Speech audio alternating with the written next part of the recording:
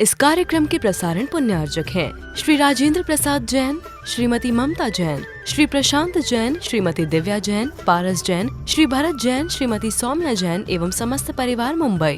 पंच कल्याणक 13 मंदिर मेरा नहीं, 13 मंदिर बहुत होते हैं और सामूहिक रूप से उसका पंच कल्याणक गुरुदेव के सानिध्य में संपन्न हुआ और उनके कर कमलों से ही वह सूर्य मंत्र उनके द्वारा ही दिया गया है। और उन्होंने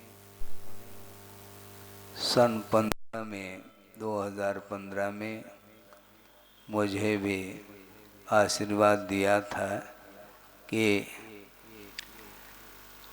गर्मी में, शुरुआत की गर्मी थी, हाट पिपलिया में थे।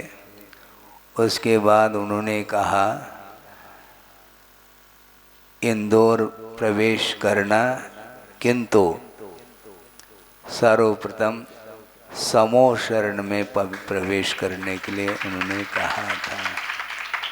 वहाँ पर गर्मी व्यतीत किया और उसके बाद चातुर्मास वर्षा योग भी संपन्न हुआ। उसके बाद पंच कल्याणक उनके सानिध्य में हुआ। पहले नहीं हुआ था, बाद में हुआ। उसके पश्चात अभी विनम्र सागर जी वहाँ पर पहुँचे और पुनः उन्होंने पूरे इंदौर शहर को जागृत किया है। बीच बीच में जगाने की आवश्यकता पड़ती है। उसके बिना कार्य होता नहीं। और गुरुदेव के आशीर्वाद से और उनके मार्गदर्शन में जो रेवती रेंज में जो एक भव्य जिनालय जिसका नाम सर्वतोभद्र है, वह निर्माण होने जा रहा है। और रेवती रेंज में प्रतिभा स्थली चालू हो गई, बता रहे हैं। वहाँ पर छात्रावास के साथ स्कूल बिल्डिंग भी वहाँ पर निर्मित हुआ है 1600 बच्चों के लिए। बहुत बड़ा कार्य उन्होंने किया है और बाद में संकेत दे करके भी गए हैं। उनके पद चिन्हों पर चलने का हम लोग प्रयास कर रहे हैं। कहाँ तक उनकी आज्ञा का हम पालन कर पाएंगे ये वो ही जानेंगे। ये पेपर और कोई दूसरा जांच नहीं पाएगा, ये ध्यान रखो। और आप लोग जो कार्यरत हैं, निरंतर कार्य करते चले जा रहे हैं, उसको भी वो देख रहे हैं। सब उनके निरीक्षण में ही ये सारा कार्य सुचारू रूप से संपन्न होगा। और विनम्र सागर जी ने भी काफ़ी मेहनत पुरुषार्थ किया है और पूरी तरह से इंदौर समाज को उन्होंने जोड़ा है। वैसे जोड़ा हुआ है, लेकिन फिर भी बीच बीच में जागृति लाने की आवश्यकता पड़ती है, इस दृष्टि से कहा जा रहा है। और बहुत ही उल्लास के साथ इस कार्य को संपन्न कर रहे हैं। इसी प्रकार जहाँ कहीं भी गुरुदेव के जो प्रकल्प हैं, उन प्रकल्पों को हमारा दायित्व होता है, समाज का कर्तव्य होता है। आप लोगों के द्वारा ही सारे प्रकल्प पूर्णता को प्राप्त होंगे। और केवल हम उन प्रकल्पों को देखने के लिए प्रतीक्षित हैं, हम ये ध्यान रखना है। करना आपको है और हम दर्शक बन करके देखेंगे और उसमें जो आनंद का अनुभव होगा वो शायद आपको नहीं हो पाएगा ऐसा लगता है। आपकी भूमिका अलग है और श्रवण की भूमिका अलग है। श्रवण लोग निरंतर बढ़ती हुई प्रभावना को देखते हुए प्रसन्नता का अनुभव करते हैं, इसलिए क्योंकि ये धर्मरूपी जो रथ है उसके दो पहिए हैं, एक पहिए के द्वारा ये चलता नहीं रथ, इसलिए एक श्रावक और श्रवण दोनों पैरेलल चल रहे हैं, समानांतर से चल रहे हैं। रेल ट्रेन चलती है, पटरी के ऊपर चलती है, किंतु पटरी समानांतर, एक बाल मात्र भी यदि मान लो उसमें अंतर आ जाए तो निश्चित रूप से ट्रेन चल नहीं पाएगी। उसी प्रकार यह विषय है, इसलिए हम ज़्यादा नहीं कहना चाहते हैं कि वैसे ही आप लोग हैं। हम लोग तो देहात चले जाते हैं और आप लोग शहर में ही पूरा चातुर्मास नहीं कई चातुर्मास व्यतीत किए हैं। गुरुदेव ने गोमटगिरी में भी चातुर्मास किया था, उसके बाद रेवती रेंज में किया है, और वह रेंज बहुत बड़ा रेंज है, ये ध्यान रखो। पूरा भारतवर्ष भी उसके लिए कम पड़ेगा, पूरा विश्व में उनका रेंज बहुत बड़ा है, और पूरे विश्व के लिए उन्होंने ज्योति प्रदान की है। इसलिए हमने ज्योतिर्मय तीर्थ यह शब्द चुना।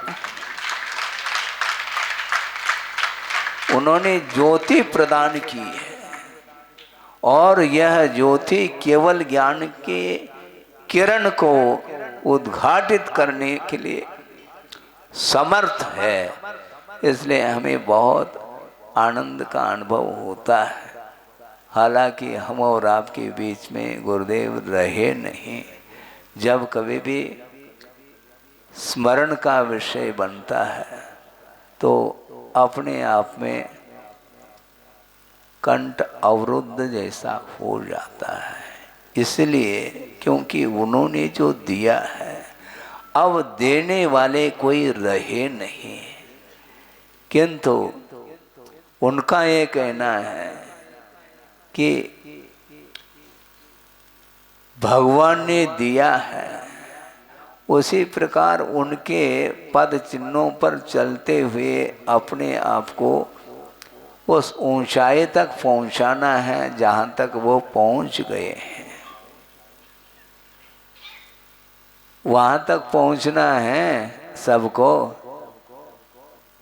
हम भी धरती पर हैं और आप लोग भी धरती पर हैं, और धरती से हमें ऊपर उठने के लिए उन्होंने प्रेरणा दी है। उन्होंने रत्नत्रय का दान किया है, उन्होंने ज्ञान दान भी दे दिया, रत्नत्रय का दान भी दिया, मार्ग को भी प्रशस्त उन्होंने किया है।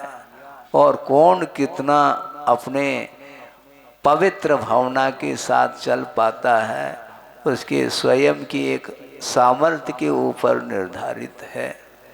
अपने अपने सामर्थ्य को बिल्कुल लगाते रहो, अपनी क्षमता को बढ़ाते रहो, ऐसा उनका कहना है।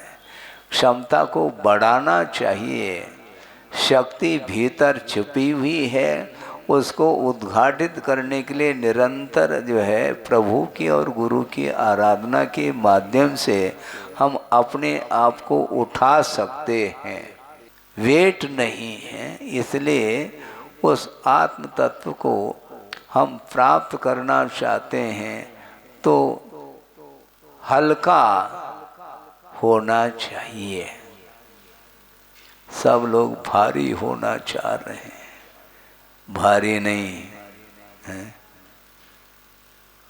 हल्का फुल्का। फुल्का खाओगे तो हल्का हो सकते हैं, बहुत ज़्यादा हैवी डाइट लोगे तो फिर तो ऊपर उठना बहुत कठिन हो जाता है। इसलिए लाइट एक दिन कहा था हमने, हमें लाइट में नहीं आना है, लाइटली है, लाइटली प्रकाश को लेना है, अथवा लाइट यानी हल्का होता है। इसीलिए कर्मों को पछाड़ने के लिए अपने को हल्का होने की आवश्यकता। मोह का बहुत बड़ा दबाव है,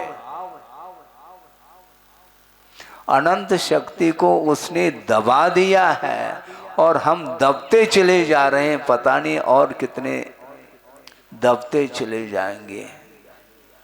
मोह के द्वारा दबाव पड़ रहा है इसलिए। और मोह जो जागृत होता है वह पर वस्तुओं के साथ संबंध रखने से ही और उसका दबाव बढ़ता चला जा रहा है। इसलिए पर वस्तुओं से अपने आप को पृथक करने का एकमात्र पुरुषार्थ करना है। मोक्ष पुरुषार्थ में और कुछ भी नहीं किया जाता है। यहाँ तक कहा कुछ सोचना भी नहीं है।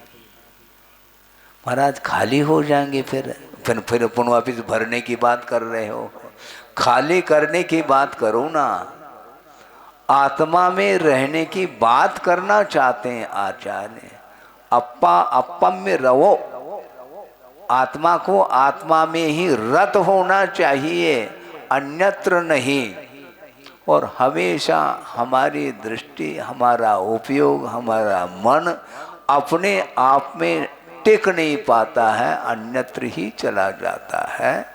इसलिए मोक्ष मार्ग पर आरूढ़ होने के लिए बहुत शांत परिणामों को रखना होता है। लेकिन शांति चाहता तो है संसारी प्राणी, किंतु शांत रहना नहीं चाहता। समस्या ये खड़ी हो जाती है, हमेशा उसको अकेले में मन नहीं लगता है। शांतिनाथ भगवान हैं अथवा बड़े बाबा हैं कुंडलपुर के, और वहाँ पर पहाड़ चढ़ करके पहुँच गया, वहाँ पर कोई भी नहीं, मन नहीं लगता महाराज। अच्छा, बड़े बाबा के चरणों में भी मन नहीं लग रहा, इसका अर्थ आपका मन लगता कहाँ? महाराज वहाँ पर कोई चहल पहल नहीं है। तुम्हें पहल करना है, चहल पहल की क्यों बात करते हो? 12-1 बजे वहाँ पर कोई पहुँचता है तो वहाँ पर कोई नहीं, कोई सन्नाटा छा जाता है। अर्ध निशा का नहीं, अर्ध दिवा का सन्नाटा। वहाँ पर दिन में भी कोई भी देखने में नहीं आता, केवल बड़े बाबा विराजमान हैं। उनके चरणों में जाओ और आनंद आता, क्योंकि शांत वातावरण है, कोई भीड़ नहीं, कोई कोलाहल नहीं, शोरगुल नहीं है।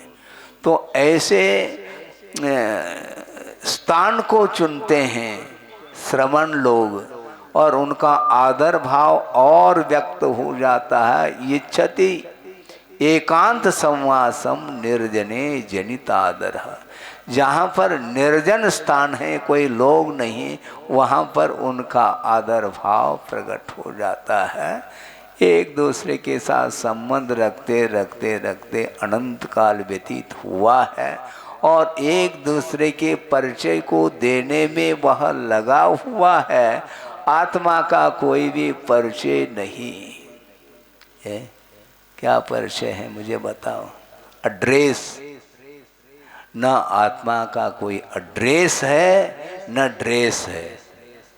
ड्रेस भी नहीं, एड्रेस भी नहीं। और संसारी प्राणी ड्रेस और एड्रेस इसमें उलझा हुआ है। क्या कर सकते हो? कुछ नहीं करना, प्रभु की ओर निहारो। हाँ, अपना आत्म तत्व पकड़ में आ सकता है, अन्यत्र कहीं भी नहीं जाना है। स्वयं आत्मा को स्वयं ज्ञान के माध्यम से उसका दर्शन नहीं कर पा रहा है। आप लोग कहते हैं क्या मुहावरा, जल में मीन प्यासा। अब बोलो, सागर में है और फिर भी प्यासा है, क्या मतलब हुआ? इसी को बोलते हैं सागर में रहते हुए भी, जल में रहते हुए भी वह प्यासा क्यों है। उसी प्रकार आपकी निधि आपके पास है, फिर भी हम उस निधि को प्राप्त नहीं कर पा रहे हैं। क्यों? क्योंकि प्रभु की सन्निधि में नहीं पहुंच पाते हैं, इसलिए अपनी निधि पकड़ में नहीं आती, पहचानने में नहीं आ पाती है। इसलिए अर्थ से ऊपर उठना है, उसके बिना परमार्थ का दर्शन संभव नहीं। इसलिए जगह जगह स्थान स्थान पर जो है गुरुदेव ने जिनालयों का निर्माण करके आपके मन को संयत बनाने के लिए उन्होंने पुरुषार्थ किया है, ये ध्यान रखो। उन्होंने अपने उपयोग को तो केंद्रित किया, किंतु संसारी प्राणी का भी मन केंद्रित हो जाए, जो भौतिक चकाचौंध है उससे हट करके प्रभु के चरणों में 2-5 मिनट लगा ले अपने जीवन काल को, इसको ले करके उन्होंने पुरुषार्थ किया है और उसके माध्यम से दिगंत तक प्रभावना उन्होंने करी है। जिनेंद्र भगवान की प्रभावना करने का लक्ष्य उनका था, अपनी प्रभावना नहीं चाहते थे वो। हाँ, अपनी क्या प्रभावना है? भगवान की प्रभावना करो, धर्म की प्रभावना करो, और धर्मात्माओं की वो दृष्टि जाएगी तो निश्चित रूप से धर्म प्रभावना होगी। इस प्रकार का यह विषय सारा सारा आगम में प्राप्त होता है। इसलिए हम अपने परिणामों को उज्जवल बनाना चाहते हैं तो बिल्कुल शांत बनाए रखिए अपने आप को। प्लेट लगाया जाता है, कृपया शांति बनाए रखें। इसका अर्थ क्या? कोलाहल है। ये ऐसा क्यों होता है? हमेशा बाहर की ओर उपयोग जाता है, इसलिए मन अशांत रहता है। क्योंकि बाहर उपयोग जाता है तो तुलनात्मक दृष्टि शुरुआत हो जाती है, एक दूसरे के साथ कंपैरिजन करना, ये ठीक नहीं है। अपनी निधि की ओर ध्यान दो। दूसरे के थाली में क्या है ये देख रहा है, अपनी थाली में क्या है ये देखो ना।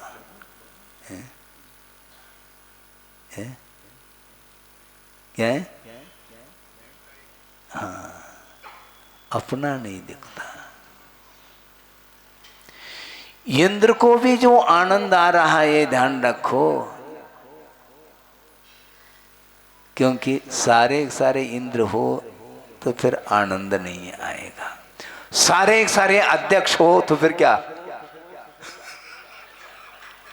कोई आनंद नहीं। सारे मंत्री हो तो कोई आनंद नहीं। एक अध्यक्ष होता है उसका आनंद अलग है, और उपाध्यक्ष होता है तो उसको आनंद तो आता है तो कम, तुलनात्मक दृष्टि से कम आता है, क्योंकि अध्यक्ष के पास है इसलिए। लेकिन वह अध्यक्ष नहीं माना जाता है, वह अध्यक्ष नहीं माना जाता। राष्ट्रपति और उपराष्ट्रपति, पति दोनों हैं, लेकिन एक राष्ट्रपति है एक उपराष्ट्रपति है। ये उप और लग गया तो राष्ट्रपति की वह पास है, निकटवर्ती है, इसलिए उतना आनंद उसको नहीं आता। ये सब समस्या है, ये पर सापेक्ष हैं। तुलना एक में नहीं होती, एक से अधिक में ही तुलना होती है।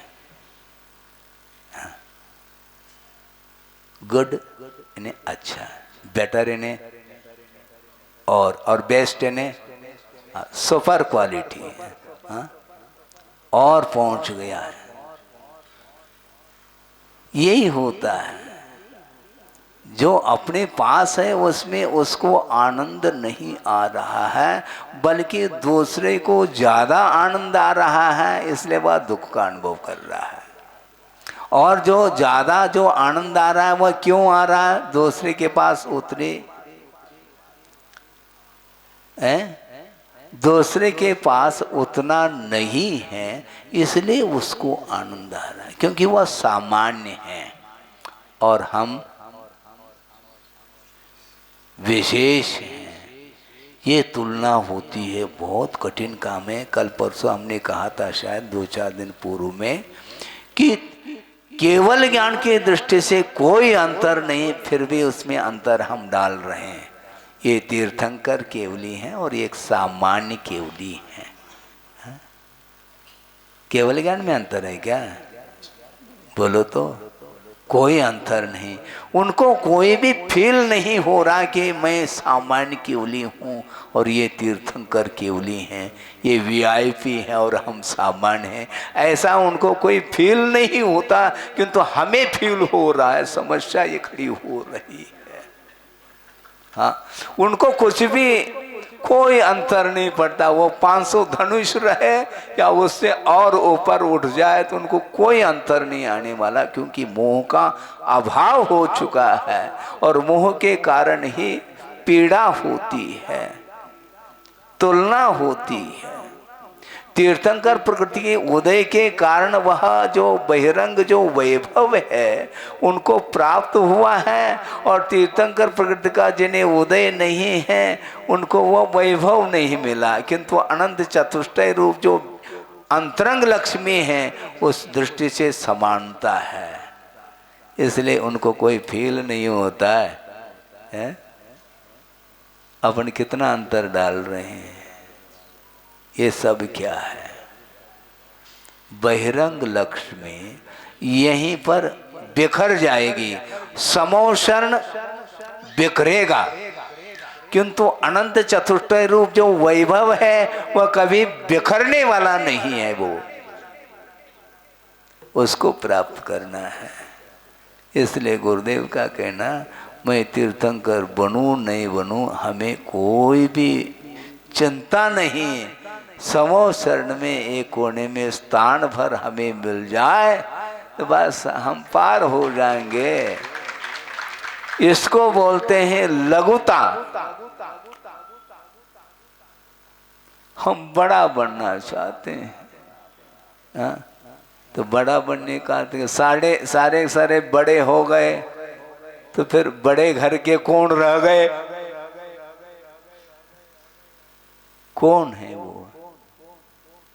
बहुत कठिन है ये तुलना। हमेशा तुलना ही दुख के लिए कारण है। इंद्र है तो वो कहता मेरे अंडर में पूरा परिवार, सामानिक आदि जितने भी देव हैं उनके अधीनस्थ रहते हैं, इसलिए उनको आनंद आता है।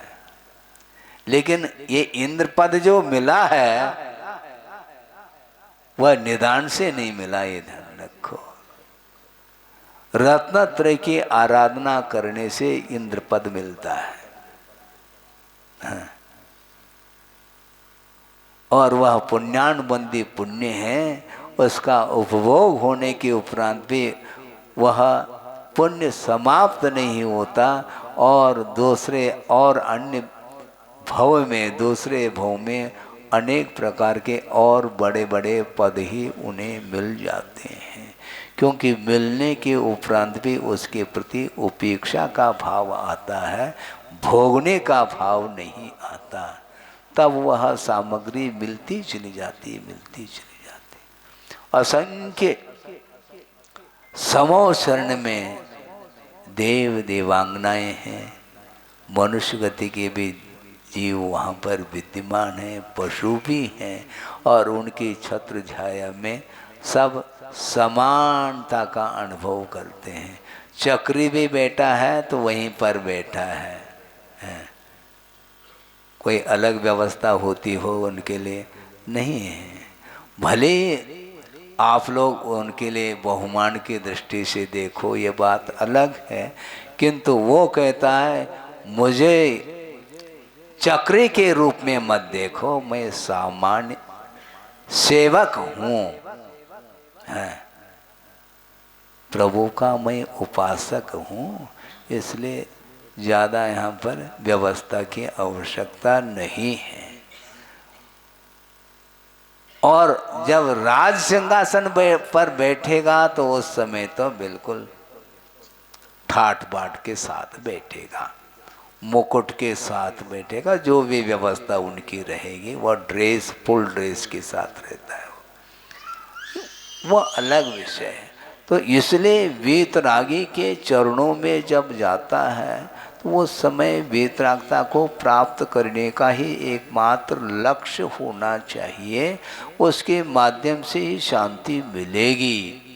लेकिन बहुत कठिन होता है महाराज, बार बार अब थोड़े बहुत भी मनोरंजन नहीं करते, हमारा मन नहीं लगता, ये भी होता है। एक बार का विषय हम रखना चाहते हैं। गुरुदेव ने एक महाराज के लिए प्रवचन के लिए भेजा और शुद्ध अध्यात्म को परोसा उन्होंने, और एक व्यक्ति ने भी ताली नहीं बजाई, और दूसरे दिन दूसरे महाराज को भेजा, उन्होंने अपने ढंग से ताली बजवाई, क्यों? वो मन उसके बिना लगता नहीं है ना, क्योंकि गुरुदेव ने ये कहा था कि अध्यात्म को पचाना खेल नहीं, बहुत गरिष्ठ है वो भोजन। हाँ। और मनोरंजन के माध्यम से मन लग जाता है, वंस मोर कह देता है वो। हाँ। क्योंकि यही तो समस्या है, आकर्षण ये चाहिए, और जहाँ आकर्षण नहीं है, साम्य भाव की बात आती है, महाराज ये हमें तो नहीं रुचता, ये आप ही ले लो, हमारे लिए कोई दूसरा परोस लो आप।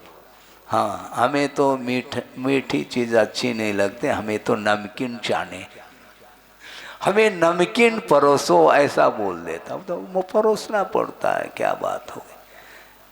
कई प्रकार के श्रोता होते हैं, अपनी इच्छा को लिए हुए रहते हैं, उनको भी संतुष्ट करना पड़ता है। यहाँ तक कि आगम में लिखा है कि आचार्य भी कौतुक करते हैं, अप कौतुको, ऐसा कहा, अल्प कौतुक करना उनका एक गुण है, नहीं है तो श्रवण का भी मन नहीं लग पाएगा, आपका तो बहुत दूर की बात है। नवदीक्षित श्रमण है, साधु है, तो वो यदि मान लो गुरु के पास पहुंच जाता है तो शुरू हो जाता है मनोरंजन। क्यों? तो अभी नवदीक्षित है, उनके साथ गंभीर रहेंगे तो आ ही नहीं पाएगा सामने वो, और चिरदीक्षित आ गया तो एकदम गंभीर हो जाएंगे। यही है। ऐसा क्यों? बिल्कुल ठीक कहा। 40 साल का लड़का है और वो गोद में बैठना चाहे तो अच्छा नहीं लगता, लोग हंसेंगे बिल्कुल बिल्कुल। और नाती वो तो गोद में ही अच्छा शोभायमान होता है ना। हाँ बिल्कुल, सिर पर भी बिठा लो तो अच्छा लगता है वो। यही है, ये इच्छा शक्ति जो है ना वो रुकती नहीं। इसीलिए आप लोग बहुत अच्छा काम कर रहे हैं, हमें भी अच्छा लग रहा है। और जिस प्रकार रेवती रेंज में विनम्र सागर जी ने वर्षा योग स्थापित किया और आप लोगों को जो उनसे आप लोग लाभान्वित हुए हैं, इसी प्रकार इंदौर शहर तो नहीं है, इतना बड़ा तो शहर नहीं है सतना, लेकिन उससे कम भी नहीं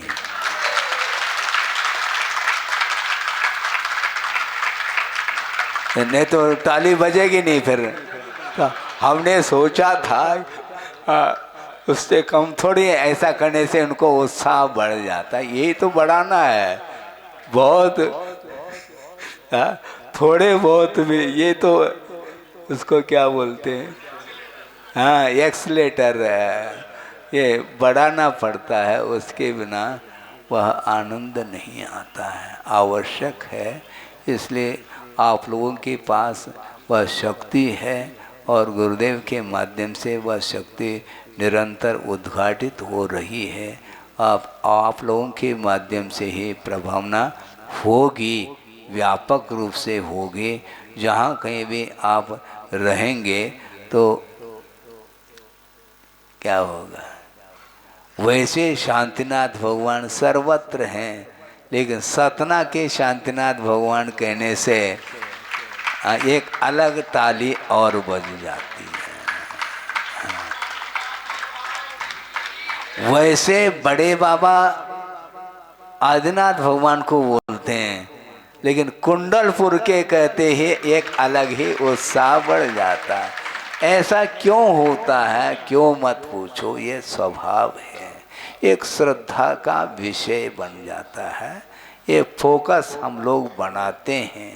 वैसे देखा जाए, हमने अभी कहा था केवल ज्ञान की दृष्टि से वृषभनाथ भगवान के केवल ज्ञान में और महावीर प्रभु के केवल ज्ञान में, अन्य तीर्थंकरों के केवल ज्ञान में कोई अंतर देखने में आता हो, ऐसा बिल्कुल नहीं, किंतु व्यवहार के माध्यम से अंतर देखने को मिलता। ये युग के आदि में हुए हैं और उसके पहले भी अनंत युग व्यतीत हुए हैं, उनमें भी युग के आदि में हुए होंगे, क्यों नहीं हुए हैं? अतीत में अनंत तीर्थंकर हुए हैं, उनका कोई भी नाम नहीं रहा, ये ध्यान रखो। हम नाम की बात करते हैं।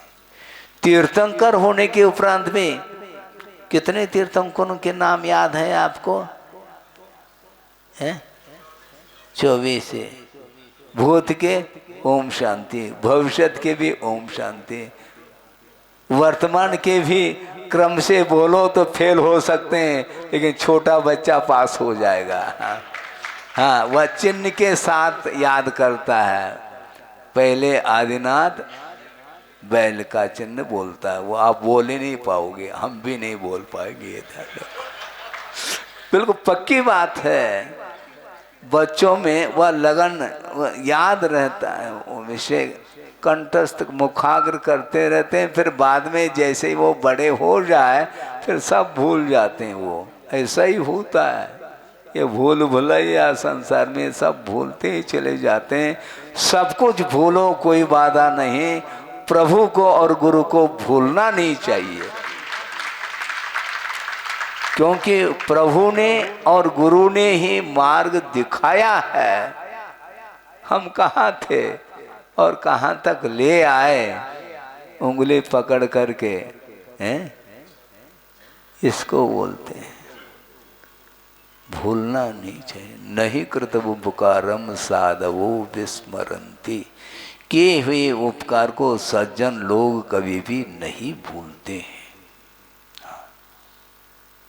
उपकार है, उनके उपकार को हम कहाँ झुका पाएंगे? संभव नहीं। हाँ, लेकिन एक बहुत महत्वपूर्ण बात कही है आगम में कि शिष्य के ऊपर गुरु का उपकार रहता है। ये तो सबको बात समझ में आती है, किंतु शिष्य का भी गुरु के ऊपर उपकार होता, ऐसा लिखा है। पढ़ो थोड़ा सा, चश्मा दे दें। ये कैसे महाराज? हाँ बिल्कुल ठीक है, क्योंकि उन्होंने ये कहा है शिष्य का गुरु के ऊपर उपकार का अर्थ क्या है? गुरु क्या चाहते हैं? निरंतर यह मोक्ष मार्ग की परंपरा बनी रहे, यही उनका भाव रहता है। और उनके आज्ञा के अनुरूप अक्षरशः उनकी आज्ञा का जो पालन करता है शिष्य, तो वह गुरु के ऊपर उपकार कर रहा है, ऐसा आगम में उल्लेख है। हाँ, गुरु के अनुरूप चलना है, उन्हीं जैसी चर्या में चित्त सदा अनुरक्त रहे। अपनी जैसी चर्या नहीं, अपनी रुचि के अनुरूप नहीं, किंतु गुरु के कहे अनुसार यदि चलेंगे तो ही वह विधिवत माना जाता है, नहीं तो रुचिवत माना जाता है। हम विधिवत चलना चाहेंगे। उन्होंने विधि सिखाई है, किस प्रकार मोक्ष मार्ग पर चलना होता है, किस प्रकार दूसरे को लेकर के चलना होता है, ये उन्होंने सिखाया है। इसीलिए उन्हीं जैसे उनके ऊपर उपकार कह रहे हैं आचार्य। सुनो तो, गुरु के ऊपर भी उपकार होता है क्या? गुरु और कुछ नहीं चाहते हैं बदले में, यह निरंतर जो है प्रभु के द्वारा बताया हुआ मार्ग, यह शासन निरंतर निर्दोष रूप से वह आगे बढ़ता रहे, यही उनकी एकमात्र उत्कंठा भीतरी इच्छा रहती, और कोई भी इच्छा नहीं रहती।